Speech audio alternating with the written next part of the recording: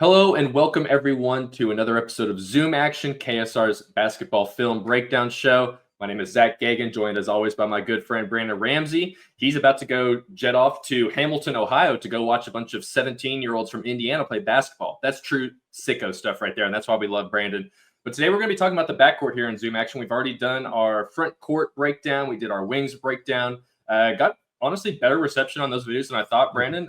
So we're very happy to continue this going. Who knows how long this one will be? But we're going to go ahead and jump right in. But before we do that, go ahead and hit that subscribe button down below. We're inching closer and closer to 50,000 subs. If you can tell, like, there might be a shadow over there. It's Stephen Peak pointing a gun at my head to tell me to say all this right now. But hey, go ahead and hit that subscribe button. We're getting really, really close. So let's go ahead and talk about some some backcourts guys here. So we got 5 different guys we're going to talk about to kind of round out the roster for 25-26. We got Jaland Lowe, who we're going to start with here, the Pittsburgh transfer. He's pretty much going to be PG1 coming right in. I don't think there's any debate about that at this point. We'll talk about Denzel Aberdeen, national champion from Florida.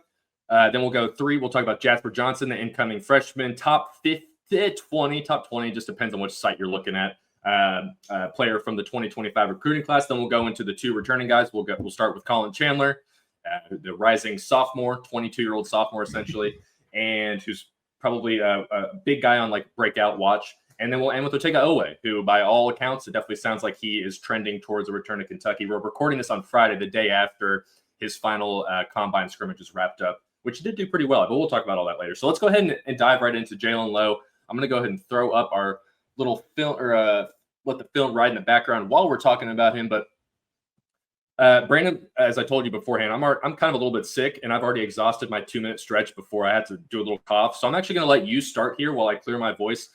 Take me just kind of through your first impressions of Jaland Lowe and what you saw in the film, and how do you think he'll translate to Kentucky, kind of being a differentiator from Lamont, going from Lamont Butler, defensive-minded guy, to an offensive-minded guy in Jaland Lowe. I'm super, super excited about Jaland Lowe, and I think there's a few reasons for that. First and foremost, I think that, and you and I have talked about this in different settings, there's this big push, I feel like, for the very online Kentucky fan base, where during the transfer portal, it's fun to kind of point out, like, oh, this guy from Miami, Ohio is a really good player, or this guy from Coastal Carolina, he can really shoot it, or this guy from Southern Idaho, like, I think he's going to be a star. Like, and then we can all make fun of the ACC, the ACC stunk, blah, blah, blah. Like, it was still the 5th best conference in college basketball. Mm-hmm. And Jaland Lowe was one of the 15 best players in the conference. He was voted 3rd team all ACC. So, like, those are the type of guys I'm going to get excited about. Guys that have proven to do this at a pretty darn high level. Like, this was still a much better league than the MAC and the Horizon League, and even like the American Athletic Conference, all these different leagues. Like, he's still a lot better than those leagues. And Jaland Lowe was a really, really good player, averaged 16.8 points, 5.5 assists per game. And he did that while kind of being asked to literally do everything. Like, at Kentucky last year, what was our big kind of point throughout this season? It was that the sum of the whole was greater than the sum of the parts. Well, like, Jaland Lowe was the parts for Pitt. He literally had to be the offense. Whereas Kentucky, kind of the offense is the offense, and then the parts are kind of work within that. And I think that you're going to see there's a really different level of playmaking from Jaland Lowe. And this is not meant to take anything away from Lamont Butler or anybody else on last season's team, but we all know there was probably a little bit of a lack of, like, one-on-one, I'm better than you, I'm going to go get a bucket right now. We didn't necessarily have that last season. And sure, Jaland Lowe's going to have to get more efficient. He's going to have to learn what a good shot is. He's going to have to learn how to play with other more talented players. But generally speaking, for a guy with his level of playmaking, that's not that hard of a transition. If anything, it just makes you better. So I think having his elite quickness with the ball in his hands, some of his playmaking, both as a scorer and as a passer, when you put that within Coach Pope's offense with the space, with the talent he's going to have surrounding him, with some of the shooting that's going to surround him, I think you're only going to see his playmaking get better. Now, will he average 16.8 points and 5.5 assists?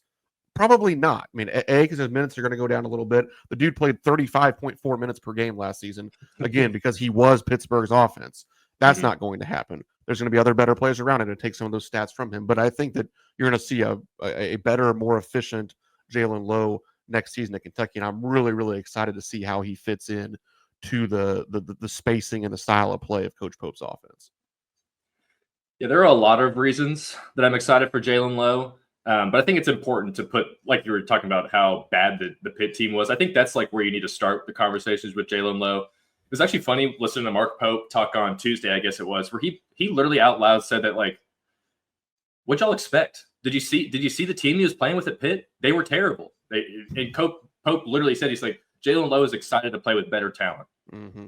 Like, that's, I mean, he couldn't have been, that was the nicest way he could have possibly said that Pitt was a bad basketball team last year. And they were. Like, it was pretty much Jaland Lowe and another guy, Ishmael Leggett, and they were the only two guys that did everything. Like, Jaland Lowe's usage rate was 29.1%.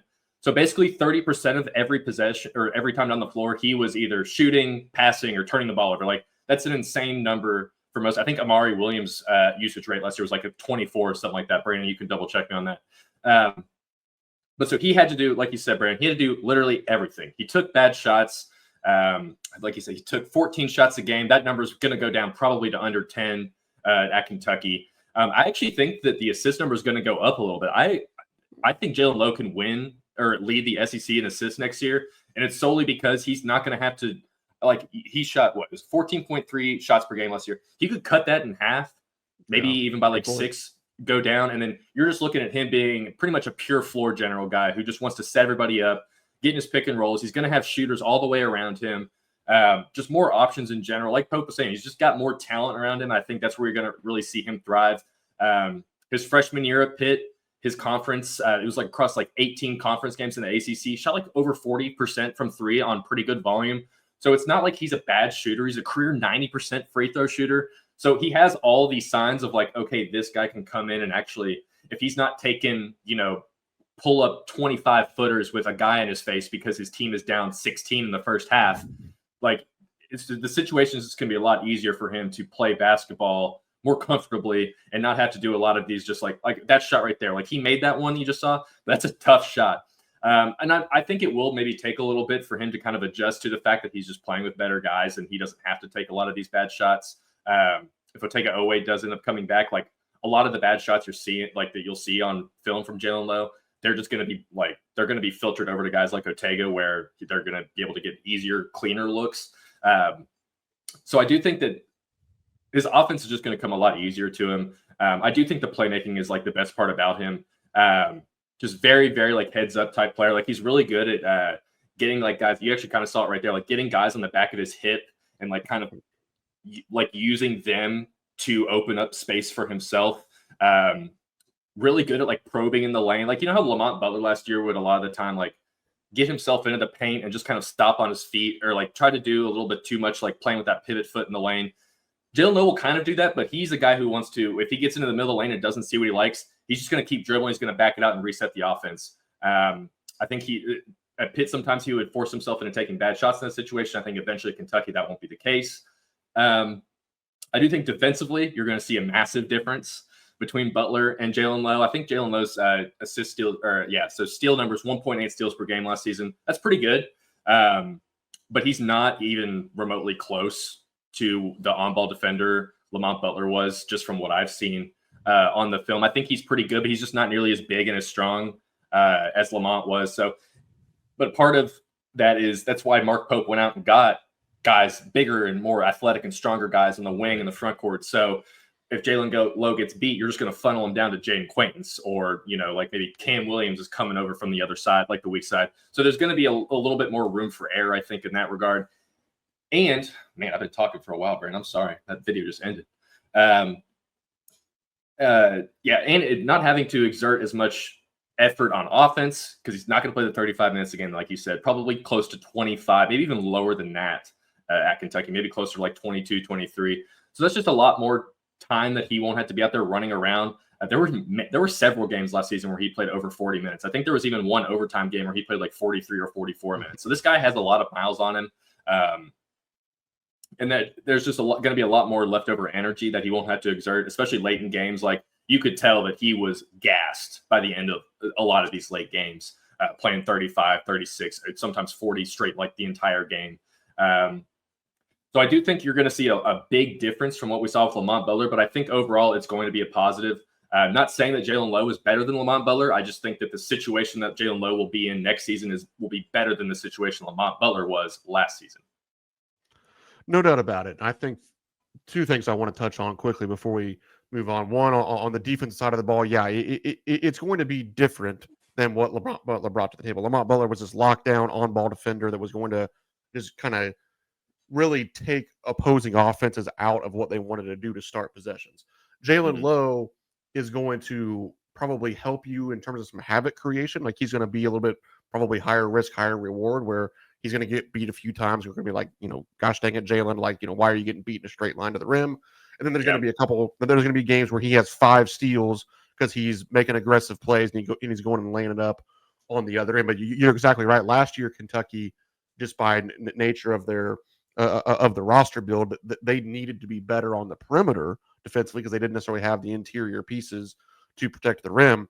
This year, you definitely have the interior pieces on the back end. And that's not to say that you're giving up on the perimeter by any means, because I do think, with Aberdeen, with Oweh, there's guys that can guard Colin Chandler. There's guys that can guard on the perimeter, and we'll talk about all those guys here in just a little bit. But I think that you've now built it where, as you said, you're not asking Jaland Lowe to be Lamont Butler because you have some of the best shot blockers in the country waiting at the rim. And I think, in terms of evaluating him as a shooter, it's really easy to see the percentage and be like, oh my gosh, like, this guy can't shoot a lick. Well, first off, the dude made over 43s. And I think sometimes volume is really important. I mean, think about the discussions we had last year where we were all just clamoring, like, I want to shoot 33s. I want to shoot 33s. I want to shoot 33s. And we pretty much never did it.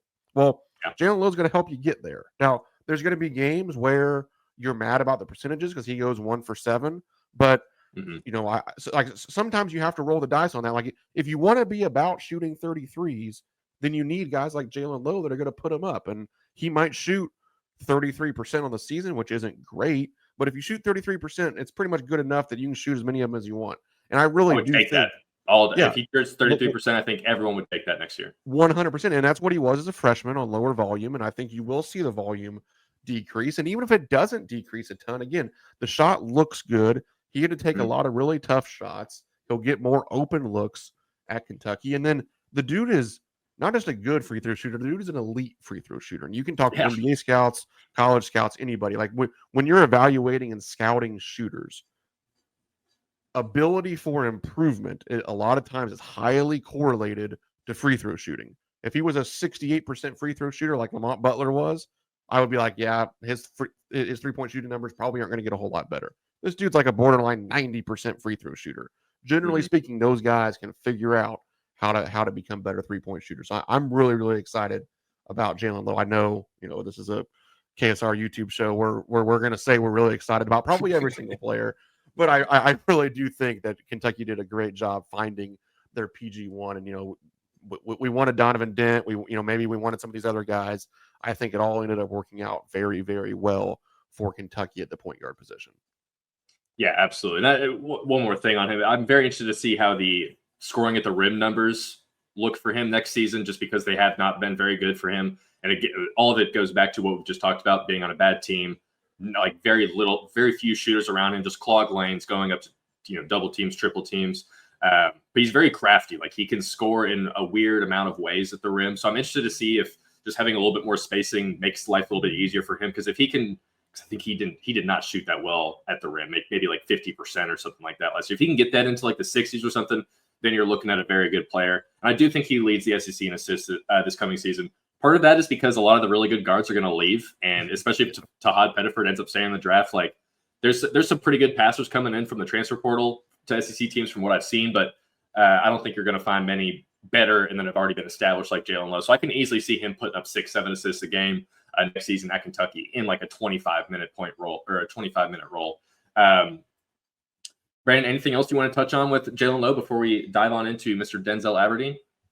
I don't think so. I do like your take about him leading the SEC in assists. The more you talked about that, the more I kind of got on board with it. So no, I think that's a take. I think I'm gonna probably steal that from you as the season nears, and I'm gonna hop on board with it. But yeah, let's talk about the national champion. All right. Well, you go ahead and just kind of open up your general thoughts on him while I go ahead and pull up his tape here. Yeah, I think it's similar to what I just said about some of the reasons that I'm excited about Jaland Lowe.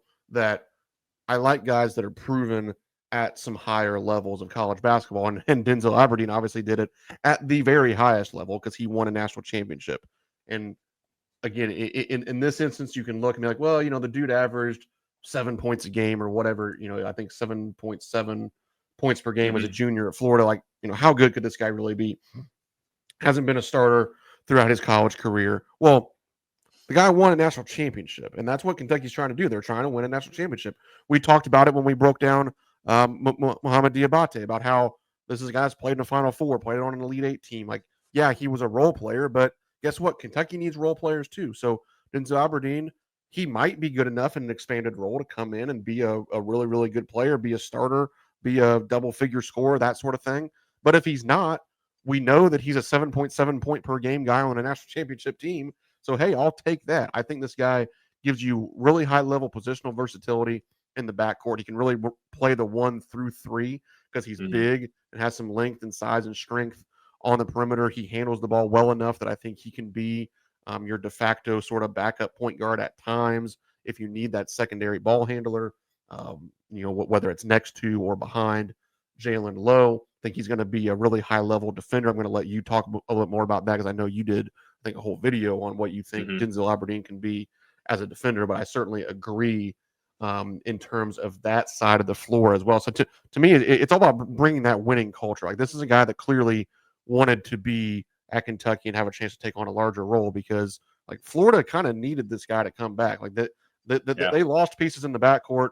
Now they're having to throw some big money around at different guys. They're going to luck into Boogie Flan, of course. Yeah, they're probably going to luck into Boogie Flan, but that's going to cost them like millions of dollars also. Yeah. So and we know that Boogie Flan comes with a super talented player, but he comes with some other things as well. Like he's a guy that kind of wants to. I mean, he's the old school Kentucky guys. Like winning college basketball games isn't necessarily the only thing that Boogie Flan cares about. And I think that Denzel Aberdeen, he wants to win the college basketball games, and I'll go to battle with guys like that every day of the week. So I'm once again, I am excited about Denzel Aberdeen, and I think he's the two-way backcourt guy that you really needed to not just build the depth, but potentially be a starting piece for this team that obviously lost guys like Lamont Butler, Jackson Robinson, etc. in the backcourt.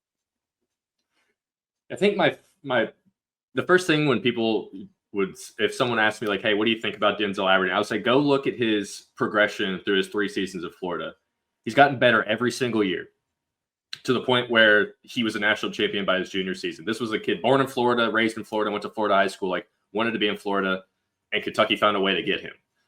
So I think those two things are huge, just on the surface level at least. But everything you were saying, Brandon, I agree with. I think he's got enough ball handling abilities that he can come in and be kind of a backup guy who runs the show a little bit. He had I think it was a 4, maybe a 5-game stretch in the middle of the SEC season where it was either one of Elijah Martin or the other guy that's not Walter Clayton. Who was their third guy in the backcourt? Will Richard, is that who you're talking about? Will Richard, yeah. It was one of those two. It was either Richard or Martin was injured, and he was a starter for like 4 or 5 games, averaged like 14 points a game, shot the ball really well, like kind of being their lead guy. I think he did pretty well in like his assisted turnovers for that stuff too. So he's shown the chops to be able to be like a fill-in guy on offense, but that's not why you're getting this kid. You're getting him because, well, 1, he has the championship pedigree, and 2, he's a very, very good perimeter defender. I think when I started watching all the film, I got a little too giddy, and I think I texted you. I was like, he could be the best perimeter defender on Kentucky's team next season. I keep forgetting about this guy named Otega Oweh, who is still really, really good at defense on the perimeter, even though that's not like the thing that we talk about with him. But I do think Aberdeen's going to be an awesome perimeter defender, and kind of goes back to what we were talking about with Jaland Lowe, where, if something happens and Jaland Lowe gets beat, like you're going to have guys at every position that can come in and kind of make big plays. Like Jaland Lowe is just a very smart defender. He doesn't really, or not Jaland Lowe, Denzel Aberdeen is a very smart defender, like is not going to make very many mistakes. Really good at staying in front of the ball. He'll talk on defense, moves his feet well. Like he's just kind of a very steady player on that end of the floor. He's someone that, Pope can have guard the other team's best perimeter guy and not really have to worry too much about it. And that's another part about the SEC losing other guards this year is it is going to be a little bit like you're not going to go up against Mark Sears and all these other guys like every other game. And It should make life a little bit easier, especially for a guy like Aberdeen who has played against all those really good players last year and now will maybe have a little bit easier competition going into the SEC next year in terms of who he'll be going against.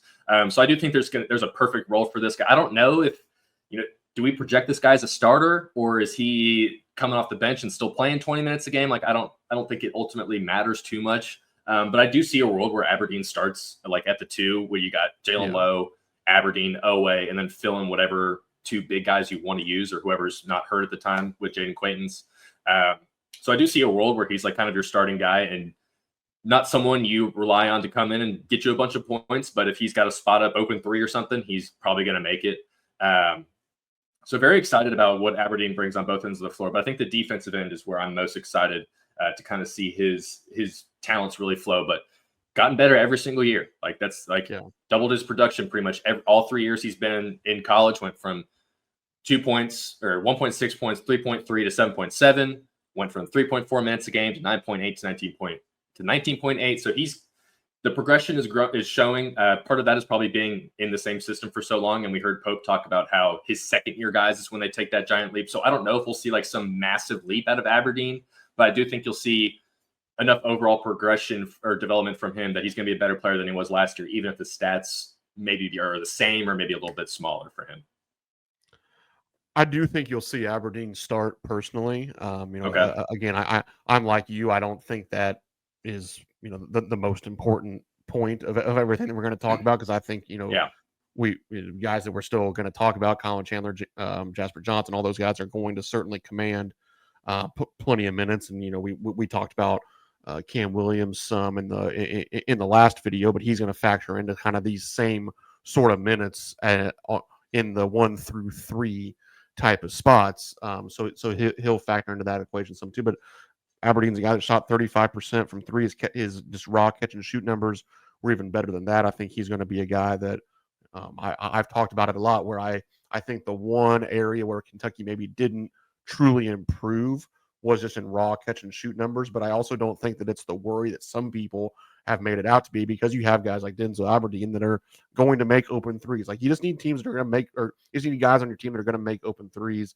And especially with the playmaking of Jaland Lowe, those guys are going to get Denzel Aberdeen open threes, and he's going to be able to knock those down. And I think from the defensive standpoint, what I like about him a lot, in contrast to Jaland Lowe, who we already talked about, and Otega Oweh, who we will talk about, both of those guys I look at as kind of more gamblers on defense. Like, that they're going to make some spectacular plays, but Otega Oweh, I would not consider him like super solid defensively. There were times last year where he really struggled in screening action. Like, he would take bad routes, he would run right into screens, he would kind of get lost away from the ball. But then he's 6'5", 200 pounds, super athletic, the brick and wall. He can go make super some spectacular plays. I mean, I think you tweeted out the clip from the combine the other day where he like stepped over and stopped a guy on the short roll, recovered and contested the 3. Then like there was an offensive rebound and he had a chase down block from the back, and all this happened in the span of like 7 seconds. And it's one of those things where was this like the picture perfect defensive possession? No, but he's flying around making big plays. With Denzel Aberdeen, he's going to be much more solid. Like, he's going to be the guy that coaches can trust, of like, hey, go shut down Alabama's best player, or, go shut down Florida's best player, go shut down Arkansas's best player, Auburn's best player, whoever it may be. Florida's best player. Yeah, right. Yeah, you don't have to worry about him kind of getting lost as the possession goes on, whereas those other guys are probably going to take some more risks, and their defensive abilities are going to come through in kind of the big top 10 Sports Center plays. Aberdeen's are going to be a lot harder to see in the box score, but I think he's going to be your most impactful perimeter defender on Kentucky's team. I do think that's true. Yeah, that's a good point. He's one of those guys that you probably might not notice that he's being productive out there because he's not putting up a bunch of points and getting a bunch of steals. But when you go back and watch the tape, you're gonna be like, man, he made it so Tahad Pettiford was 1 for 7, and couldn't really get his looks or anything like that. So that's probably where you're going to see Aberdeen really make his money. It is interesting, the rotations of the guards and how Pope ends up doing that. But that can be a whole other video. We've got stuff in store going forward. So I'm going to go ahead and take away our guy Aberdeen, unless you've got anything else you want to chip in on him real quick as my computer lags away. We're going to go next to Jasper Johnson, a very, I don't know if polarizing is the right word, but you either kind of it probably is. It probably is, honestly. Okay, at least for you. I know you have some takes on Jasper Johnson, not like bad or anything, but you definitely have your opinions on Jasper. Brandon, you can go ahead and dive in on him while I struggle to figure out how a computer works. Okay. And give me just your general thoughts on Jasper early on here. Yeah, I think, it's tough because what I'm about to say is going to sound like somebody who doesn't like Jasper Johnson or doesn't think that Jasper Johnson's good. And that's not what I'm going to try to say. But I'm going to start with this, and then I'm going to talk a little more about it. When I watched Jasper Johnson, which I did several times in person in EYBL settings, I watched like a 45-minute back when I actually had access to Synergy. I watched like every made basket of his across the EYBL sessions last year when I was putting together his film room when he committed to Kentucky. And I think I probably texted this to you, texted Jack Pilgrim, different guys. Generally speaking, when I would do these little film breakdowns on KSR, I would watch all these clips, and it would take me maybe 10 minutes to pull the clips that I wanted of like, okay, here's how he's going to score in college. Because I always try to make sure that it's stuff that's really translatable. Like I don't need to show a clip of him going coast to coast and, making a wide open layup, or I don't need to show a clip of him, with defensive breakdowns and makes an open three. Like those aren't going to translate to Kentucky. And I watched like 45 minutes and I pulled like 4 clips, and I was like, I don't know how much of this scoring, like he takes so many tough shots, and I always equated it to like gymnastics, where he plays basketball at like a 10.0 degree of difficulty at times, where it's like, he goes into it with a really high score, and then maybe he messes up here and there, and his score gets brought back down. It's like, man, Jasper, if you go in with like an 8.0 difficulty, maybe you would be able to raise your score instead of watching it go down with some of these shots you take. Now, having said all of that, the dude is incredibly talented. Like he's fun. He is fun to watch. Like he is super athletic, and there's something to be said for making tough shots. Now, as an evaluator, sometimes, especially at the highest levels of high school, prep, AAU basketball, it's like, if you're such a good player, why do you have to take so many tough shots? Why can't you create easier shots? But still, I would rather you make tough shots than miss tough shots. And he makes a lot of tough shots. Like his percentages aren't terrible.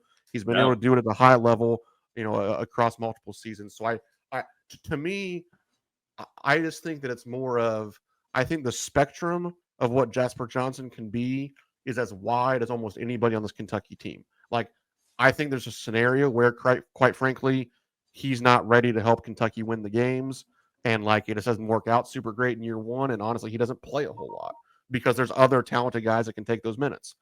I also think there's a legitimate world where he's an NBA draft pick next year because he comes in and averages 12 points a game, shoots 40% from three. And it's like, man, we can't take this guy off the court because he can just flat out score and shoot the basketball. So that's why, like, I really don't think I'm a hater, because I think that, I genuinely believe that the chances of him being the 27th pick in the NBA draft next year, I think those are just as likely as him playing 6 minutes a game. Like, I don't know if that makes me a hater, if that makes me his biggest fan, but I'm probably somewhere in the middle. And I just think that you're going to see, probably on a game-to-game basis, especially early on, it could be very different versions of Jasper Johnson. There's going to be a game where we play South Carolina State and he scores 27 points, and then there's probably going to be a game where we play IU and he goes 1 for 9, and we're like, okay, he can't play in the second half. Yeah, I'm with it. With high school guys, that you haven't actually seen play like at Kentucky or like at the college level, you've seen Jasper play a bunch in AAU, and I've seen plenty of, like, I've seen this kid play live, probably a dozen times over the last however many years. Sometimes you get to the point where you see a guy so many times that you just, at least in my perspective, start to maybe overthink things that you shouldn't. No doubt. So I do think that, yes, like you said, like, the guy can score the basketball. It's kind of amazing, like, how he does it. He will shoot 30-footers. Like, he's going to come to Kentucky and shoot 30-footers with guys, like, pretty close in his airspace because they know he can shoot. And he's going to make a bunch. He's probably going to miss a lot more of them. but you're talking about like he takes bad shots. That's not just limited to the 3-point line as well. Like he will get into the lane and take tough shots. Part of that, he's just so damn long that it can be tough to just block his shot. So even if he's doing like an upsy-do type thing where he spins and flips the ball up into the air, like it's still going to have a chance to go in just because they're really tough shots to block. We'll see how that actually translates to the college level. But Jasper is going to be just in an interesting situation because of how many guys are ahead of him that already have all this college experience. You know, how quickly can he get himself on the floor? How short or long is the leash early on? I thought it was very interesting how Mark Pope talked about him at his press conference on Tuesday. I don't know if you really looked into those, Brandon, but we've only been listening to Mark Pope talk for 13 months now, but in those 13 months, I've never once heard him be as definitive about a player as he was Jasper Johnson. He said, Jasper Johnson he used the word need. He said, Jasper Johnson needs to come in and be great. So I think there is a pretty big expectation from the staff that a lot of next season's success does kind of depend on not necessarily like if he's a first round draft pick, but is he playable? Like can he be a guy, like you said, like, is he going to be a guy that in the second half against against high majors, you just can't really keep on the floor because he's struggling to score. But if he can be that guy, then you're talking at a backcourt rotation that's like 4 or 5 dudes deep of just like studs of guys who can pretty much cover up everyone else's flaws. So it is kind of a if this happens, then that happens type thing with Jasper. But it definitely sounds like Pope and the staff, they're expecting big things from him. They think he can be a first-round draft pick type guy. I do, like you said, I easily see a world where Jasper Johnson's awesome and just comes in and like maybe even steals a starting spot or something like that early on. I also just as easily see a world where it just doesn't come to him as quickly as he would like, and he maybe needs a little bit of development. But we saw with guys like Colin Chandler, like he got better as the season went along. So maybe it'll be a situation like that. But I will say is if Jasper Johnson can be the guy early on, like a potential first round pick, like he's playing like he's the borderline 5-star that he's ranked, Kentucky's there. That's when you can up your dreams a little bit because of how just purely talented he is. Like he's 6'4", probably with a 6'8", 6'9" wingspan. Like he's super athletic. The athleticism is actually kind of like catches you off guard sometimes, like just right there with that block. But I remember watching the what was one of those stupid all-star events that they do every year. One of those recently, it might have been the Iverson Classic or one of those, but he had this dunk where a guy threw it the full length of the court. It bounced, and on the ball on its way up, he pretty much jumped from like right inside the free throw line, just grabbed it and 2-hand dunked it. Like he's a crazy athlete. He's going to have some highlight dunks next year, some highlight finishes, things like that. And if he can put it all together, you're going to see a really, really just fun player to watch overall. Defensively, he's going to be a freshman point guard. I think you kind of can expect out of that what you're going to get. But like we've talked about here, when you have other guys around him that can defend, you can kind of mask some of those issues a little bit. But we'll see. Like if he's unplayable on defense, then it's going to be tough for Pope to play him at times, I bet, especially if the shot's not falling. So, but we'll see. I guess polarizing is probably a good word for him. You'll find guys that are Jasper believers until they die, and then other guys that kind of question. It's not like a huge shock that he's not this top 5 recruit that he was like when he initially kind of exploded onto the scene. Like it's not like there is a real reason why his ranking has kind of trickled down over the last year and a half. And it's not like he's a top 30 recruit or top 50 recruit. He's still a borderline top 20 guy. So we'll definitely see what happens with Jasper. But Brandon, you got anything else on our Lexington boy? I will say I think that some of what Coach Pope was saying, and I don't think it's necessarily meant to put pressure on Jasper Johnson. But I don't either.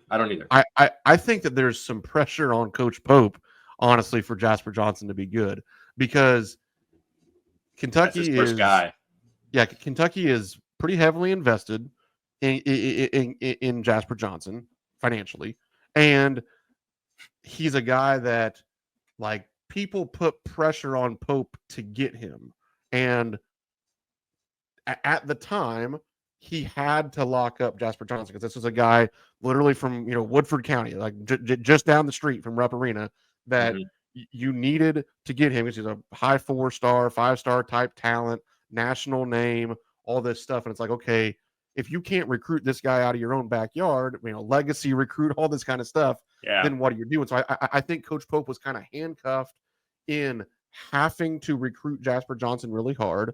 Then you had to pay him in order to, make sure that you got him over some of these other people. And I think that for all parties involved, it's going to be, a much better experience if Jasper Johnson's good, because if he's not good right away, then I think that, some of those other people are going to start to creep in of like, well, like, you kind of got almost duped into recruiting this guy. Like if he wouldn't have been in your backyard, maybe you wouldn't have recruited him, but you had to, and all this kind of stuff. But all that'll play itself out. And I don't want to get into that realm too much here, but I do think that there's some pressure on a lot of different people for this to work out well. And that's not to say that it's not, because I just went through. I think there's a really good chance that it does work out because he is talented. But I think that we use the word polarizing off the start. I think that it's going to continue to sort of be a polarizing figure because there's probably going to be some freshman growing pains. It's going to be a little bit of a roller coaster at times, and you just hope that there's more high points than low points. He certainly has the talent to do so. But I do think that the good thing is, again, to take some of the pressure off of the situation is that he doesn't necessarily, Coach Pope just said he has to be great. I don't think he has to be great because you have these other pieces. Like we just got done talking about Jaland Lowe and Denzel Aberdeen, proven high major guards. You have Otega Oweh, who's going to come back as a potential preseason All-American. We're going to talk about Colin Chandler, who is, one of the potential breakout candidates in all of college basketball. We have Cam Williams, who made, freaking 63 threes last season at Tulane. Like, you can fill up the minutes with really talented players if Jasper Johnson's not ready. It just gives you just that much more talent if he is who we think he can be sooner rather than later. Yeah, and I'll end on Jasper just kind of talking about what I first mentioned with him is sometimes I might just overthink things. Like Jasper Johnson can score from pretty much anywhere. He shot, let me look real quick, 36% from three. I know this is OTE and all that, so you can factor that in how you want. 36% from three on 6 attempts from three last year at OTE. 59% on 2-pointers. 74% guy from the free throw line. High assist guy. He has all the juice to be a really good player. It's just, can he fit in the way that I think everyone hopes? And like I said, sometimes maybe I'm just overthinking it, and he's just, the talent is there, and the talent's gonna show itself. But we shall see. So that'll definitely be interesting. I actually didn't think about the Pope angle that you mentioned about how Jasper needs to be great because it could make Pope look silly if he's not. So I didn't really think about that part, but yeah, that is a good point. So. But we'll go ahead and dive into Colin Chandler here, Brandon, while I go ahead and pull up the film. Why don't you go and talk about the newlywed? Go ahead and talk about the newlywed. Yeah, it's always funny to just think about college athletes, especially those that are technically sophomores, to be married. But I guess that's the lingering BYU effect of Colin Chandler, because I think that's probably pretty common out there on campus in Provo.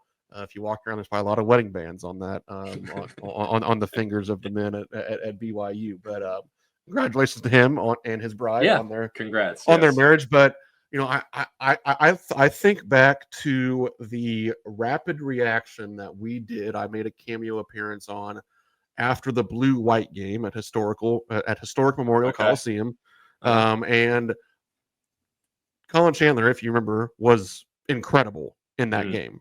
And he was the best player on the court, quite frankly. Like he just was that night. I remember walking out, and Drew Franklin sticks the microphone in my face, and I said, like, I'm not going to say that Colin Chandler is the best player on this team, but he looked like it tonight. And I was like, just let's let that be whatever it is. Well, obviously, that was a little premature. It ended up not working out very well early in the season.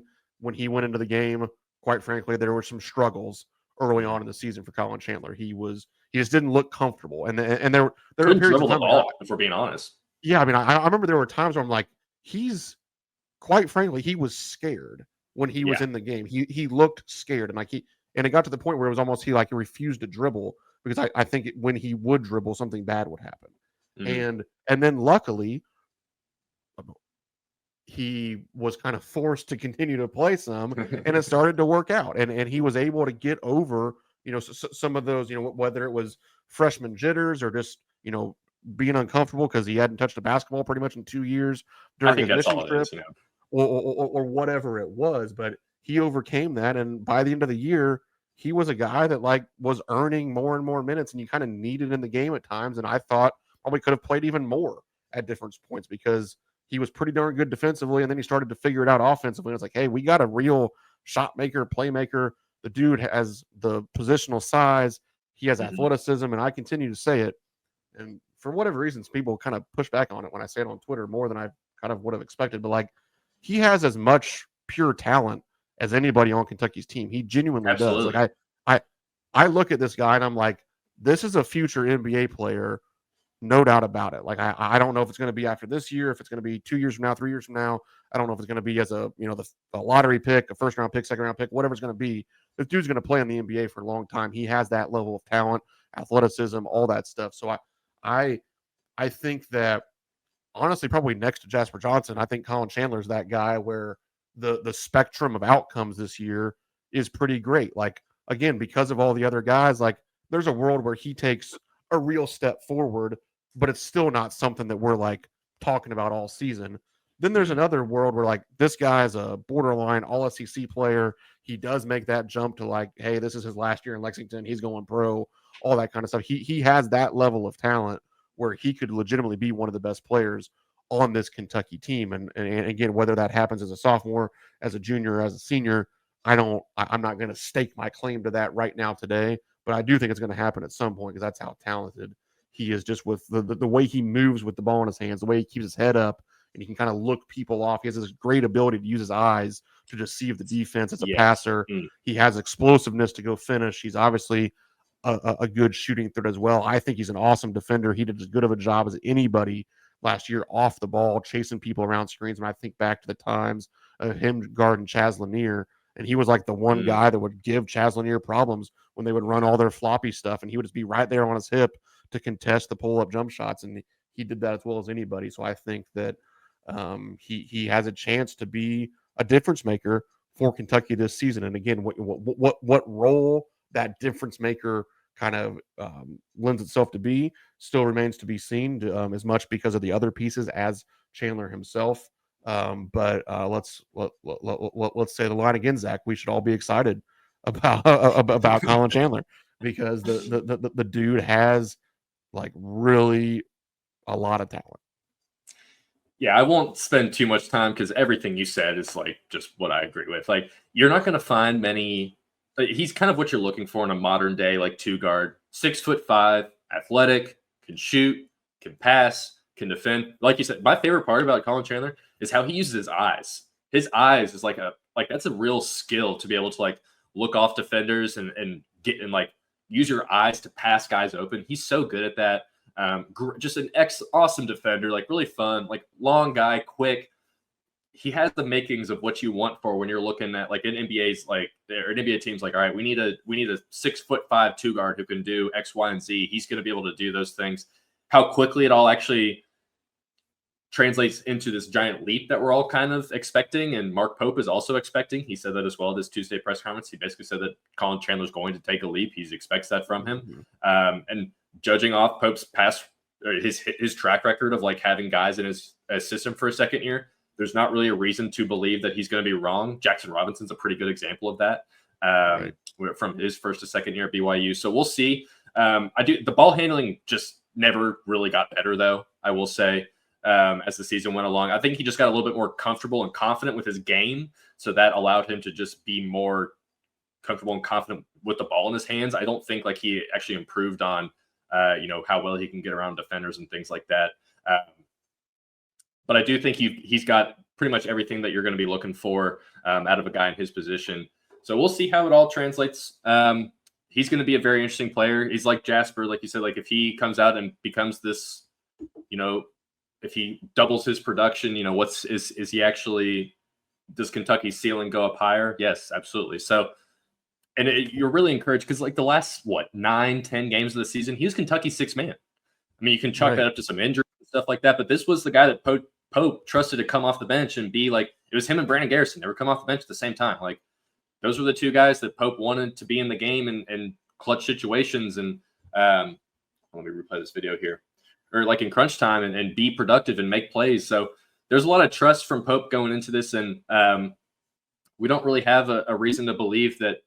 I mean, it's not like Colin Chandler was putting up a bunch of points when he played 10 minutes a game last season. So if he can get to the 10 minutes a game, 10 minutes a game. If he can get to the 15, 16, 17 minutes a game next season and the production kind of goes to where we expect it to, that's going to be a really fun piece in the backcourt as well. I feel like I had one more thing I wanted to say about Colin Chandler, but my voice is starting to go out. So, Brandon, if you've got anything else you want to add about him real quick, we'll do that, and then we'll dive into Otega Oweh. Yeah, I think that it's just another piece that's going to be interesting to see how all of the minutes shake out, because I do think you have a lot of guys here that deserve some playing time, and that's honestly a good position to be in, where people are going to have to really compete in practice to earn minutes, and it can even change, game to game, and as the season goes along, those competitions are going to continue to exist, and it's going to allow guys like Jasper Johnson to get better throughout the year. It's going to allow guys like Denzel Aberdeen and Jaland Lowe to come in and kind of learn the system, where Colin Chandler now, even though he's quote unquote just a sophomore, he's sort of, him and Otega Oweh are the veterans of the group, even though they might not be as old as some of the other guys, like that they've been around it for a year now. And as you mentioned, that seems to really matter a lot in this very intricate Coach Pope offense. So I'm excited to see not just how he meshes with these other talented pieces around him, but what that year two leap looks like, because we haven't seen that obviously yet in the Coach Pope era in Kentucky uniforms. We've seen what it meant for Jackson Robinson kind of, transitioning from place A to place B. This is going to be our first chance to really see continuity in Coach Pope's system. That's something to be excited about as a Kentucky fan. Yeah, absolutely. All right, well, let's go ahead and let's talk about the guy. And that is Otega Oweh. This is kind of the last piece here that Kentucky needs to come back for the roster. By all accounts, it looks like it's trending that way. I'm not going to say anything definitively at this point because you never know in this day and age. But Kentucky definitely appears to be in good shape of getting back Otega Oweh. He's not on any draft boards or anything. Brandon, I'll start here just by talking about what he did at the Combine. The last 2 days, that's kind of how we'll spin this, because we saw Otega play 1,000 games last year. We know what the guy can do. We'll talk about what he needs to get better at and what he kind of showed at the Combine. But so the last 2 days, on Wednesday and Thursdays in Chicago, did pretty well, if I'm being honest. Wednesday, he was okay, kind of like an up and down type performance. Thursday was much better, I thought. I thought him and Kobe Brea actually both were great on Thursday. The defense was kind of a constant both games for Oweh. But the thing with Otega is he showed everything the scouts already know about. I think he was 1 for 2 from 3, maybe only took 1 3 in the entire 2 days. Didn't really show off too much playmaking. I know one thing that scouts have told him is they want to see his conditioning get even better. But like the playmaking and the shooting were things that the scouts wanted to see in a setting like this. He didn't really show that. So I'm not sure he actually boosted his stock. He kind of did the exact same thing he did at Kentucky, which was great. And that's like why NBA scouts are already on him, but they want to see more if they think, he's worth like spending a first round draft pick on. I think Bobby Marks of ESPN was talking about like, if Otega goes pro, he's going to be chasing the money it's going to take him 3 years to make up that money in the NBA that he would, as like a second round pick if he just came back to Kentucky anyways. So it definitely it makes sense from a financial decision to come back. If Mark Pope is right about guys in his second system take leaps, then we're about to see All-American level Otega Oweh. Like that would be kind of where your mind immediately goes with a guy like him. And if it's not that he has to come in and, next season be like a 4-assist guy is shooting 38% from 3 on high volume, but you definitely want to see those stats go up just a little bit more. And then you're talking about, okay, can he show enough to be like, all right, now he's worth spending a first round pick on next season. But he definitely, he did everything that you would expect out of Otega when he was at the Combine. I don't know if he did enough to actually boost his stock, which in this odd situation is like good. Like he played just good enough to be like, okay, this guy is still awesome, but he's not but he didn't do enough to boost his stock, and so now it looks like coming back to Kentucky is probably the best option. But I don't know, where do you want to take the Otega Oweh avenue? Like, we know what he is. How do you want to take your little breakdown of him? I think you're just looking for kind of very specific marginal improvements from Otega Oweh this season. Like, to me, there's three things I'm looking for that to me will take him from being second team All SEC to first team All SEC. And by way of being first team All SEC, probably, certainly in the conversation for being an All American, especially on what I think is going to be a top 10 Kentucky team. I want to see him get more comfortable shooting the basketball from 3-point range. Quite frankly, his shot is borderline ugly. Like disgusting. It is. Yes. It looks like it hurts when he shoots the basketball. Like it's weird. Like it has, and I thought it actually got worse as the season went on last season a little bit, where like the hitch is really like it kind of comes across his face and it really hitches kind of in the middle, and it's just a weird shot. And I hope to see that smooth out. And honestly, like ultimately, I don't really care what the shot looks like. I just want to see this guy. To me, my goal, and I talk about it a lot in film breakdowns on KS Sport, different things. I want guys that make 1 3 a game at 33.3% or better. That's my goal for Otega Oweh this season. Like, I want him to shoot 33%. I want him to make 35 to 43s. And I think, what did he end up? Maybe like 25 threes last season, probably something like that. Yeah, he made less than one a game. Yeah. 27 of 76. Yeah, so 27. So I want to see that grow to 35 to 43s, and obviously the percentage go up a little bit. Or I guess 35.5%, I'm good with that, but just increase the volume to 35 to 43s. You started to touch on it a little bit. I want to see his playmaking improve a little bit. I thought he would show some flashes of it, and then he would go like whole games where he just didn't seem comfortable as a passer as he was going to the basket. And I thought that led tunnel to vision. We talked about it in our breakdowns, almost every game, where we would text each other where it's like, there's the one shot where it's like Otega Oweh just decided he was going to shoot this possession. Like he would come down like a bowl in a china shop in transition and pull up, shoot some crazy turnaround from the elbow or whatever it was. And like, those are where he needs to, learn to process the game, let things slow down a little bit. Like, you can still be explosive and athletic and have some pace to your game. And I think that's the next step for him as a playmaker. And then defensively, I already talked about this a little bit, but just being more sound off of the ball, like understanding, executing the scouting report, understanding, being in position off the ball, doing a better job of chasing guys off of screening action, not getting lost. I would always, I would use my nice route Magellan joke a lot when I was watching him off the ball at times, where he would just kind of get lost in open seas, wandering through the waves. And Magellan I just reference. wanted to, yeah, you love my Magellan reference. What a pull. Yeah. But to me, if he can make, honestly, he doesn't even need to make all three of those. If he makes one of those three improvements, we're probably talking about an all SEC performer. If he makes two of those three improvements, we're probably talking about an All American. If he makes all three, we're talking about a guy that might get that first round guarantee coming out next season. So I think that those are kind of the three areas you want to see. And he's already a darn good player. Like, heck, if he just comes back and he gives me second team All SEC, I'll take it. But there are some exciting things, and you mentioned, and you did a great job with your breaking down the combine. I enjoyed following your stuff with that, because quite frankly, I wasn't keeping up with it. I just kind of followed it through what you were doing. But I think you said it perfectly, where it was good to see him play well, because it got me excited about senior year Otega Oweh, but it also wasn't like, oh crap, he might actually get what he wants in the draft. So I think we're in a really good position, not only to get him back, but I'm excited to see some of those incremental improvements in some of those areas where he can take those next couple of steps to being a truly one of the best players in college basketball. Yeah, I think the most likely scenario if he does come back is he probably doesn't average 16 points a game either. That number might go down a couple ticks. Fair. Just because of how much more talent he's going to have around him. And it'll be interesting to see, how much opportunity does he have to actually show off all his playmaking skills and stuff or if he actually develops them in the offseason because of the guys he has around him who are also going to have the ball in their hands a bunch. Like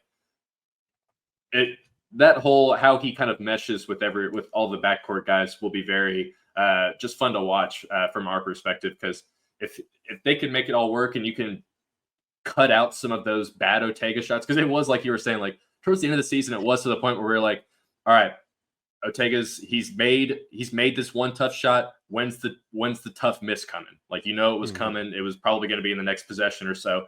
But then you also get situations where he beats Oklahoma twice at the buzzer, because of that same sort of mindset. So you don't want to you don't want to pull him all the way back from being that guy. But Pope's big thing with him last year was playing off 2 feet. And I don't think Otega really got better at that as the season went along, like maybe marginally, but not enough to really take that next step. And I think that's kind of what NBA folks want to see too, in terms of his playmaking, is can you continue to play off 2 feet to keep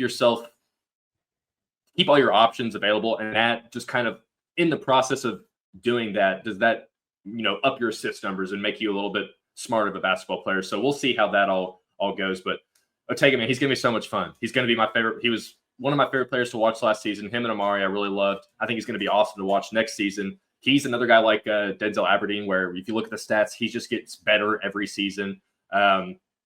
You have no reason to believe that he's not going to get even better in year 2 with Pope. But we'll just see how the actual scoring numbers look. I have a feeling they'll go down a little bit just because of having so many mouths to feed, for a lack of better term.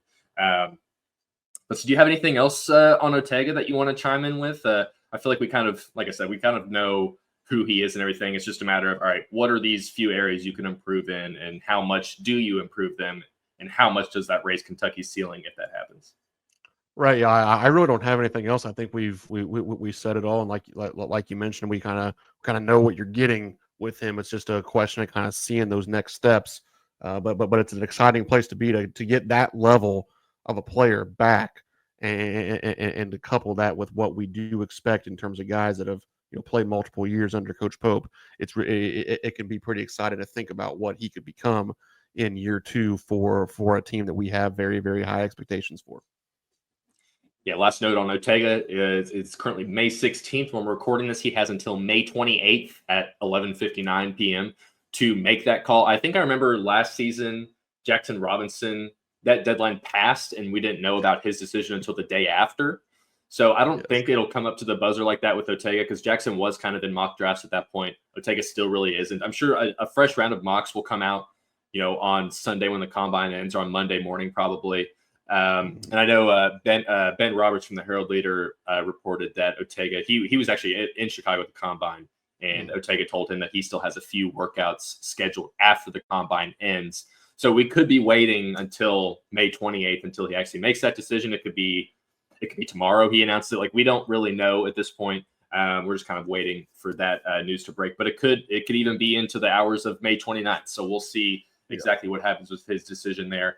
But if he comes back, yes, you're absolutely looking at a preseason SEC Player of the Year favorite, a potential All-American. He's going to be listed up and down your best players in college basketball 25, 26 season lists, or whatever those start to come out probably in the next however many months. So really fun player, really good all-around guy that you just want back as kind of a locker room guy as well, who knows the system, knows what's expected of everybody else. So he's going to be a lot of fun. But Brandon, let me go ahead and cut this out so I can see your fluffy beard that I was complimenting you on earlier, that it's really, really coming out nice and full. So let's see. Any final thoughts that you want to add on the backcourt in general, or have we kind of touched on everything? Was there anything else throughout this 59 minutes that we've been talking that you didn't get to share that you wanted to chime in with real quick one last time? It's a really talented group. It's a really deep group. We talked about 5 guys here that all are going to command playing time, in my opinion. And then you add in a guy like Cam Williams, who's going to factor in to those minutes as a pure shooter. So you have 6 guys that I think are going to take the minutes at the 1, 2, and 3. That all. I mean, I'm not going to use the word platoon, but like all 6 of these guys could play 20 minutes. Play 20 minutes. You could pretty much, slice the pie evenly, and I think that you'd be in a pretty good position. And the versatility among them to play some different spots and the versatility among having some shooters, having some playmakers, having some defensive-minded guys. I think that it's a really well put together backcourt. And I think that's something now that we've done all three of these previews. I think you can say that about the entire roster as a whole, just about how well these pieces fit together. It's just like last year where he kind of did it with his back against the wall in terms of a recruiting standpoint, where on May 16th, as we're recording this, we still had a while to go in terms of building the roster. So now he was just able to find those pieces, but probably do it starting at a little bit higher talent level. And that's why I think this team can be so good, because you still have the coaching aspect with Mark Pope. You have the cohesiveness of the pieces. And I think you'll still see a group where the whole is greater than the sum of the parts, but the sum of the parts is greater on this team than it was on last season's team. I'm pretty confident in that. And that's what can get you excited about. I mean, we're already talking about a Sweet 16 team last season. That really can get you excited about what this team could become. Yeah, absolutely. And we still have 4 months until the season starts. So we've got a long time to kind of say, well, it's 4 months. 4 months. Yeah, 4.5, whatever. Semantics at that point. But yeah, so we still got a long while to go until the season starts. We're going to keep pumping out some videos throughout the offseason. We're going to probably do a KS Board Q&A sometime next week. So we'll have a bunch of our KS boarders lob us some questions, film related, whatever it ends up being, and we'll just kind of answer those as we go. And we got some more stuff planned throughout the rest of the offseason. But that was another episode of Zoom Action, and we will see you all next time. One last thing, Zach, real quick. Do it. Stephen Peak just traveled from your house to my house. He just stuck his head in the door and he said, please subscribe to the KSR YouTube channel. Man, this guy's everywhere. He's everywhere. Yeah. He really is. All right, Stephen, get out of our houses, and we'll see y'all next time.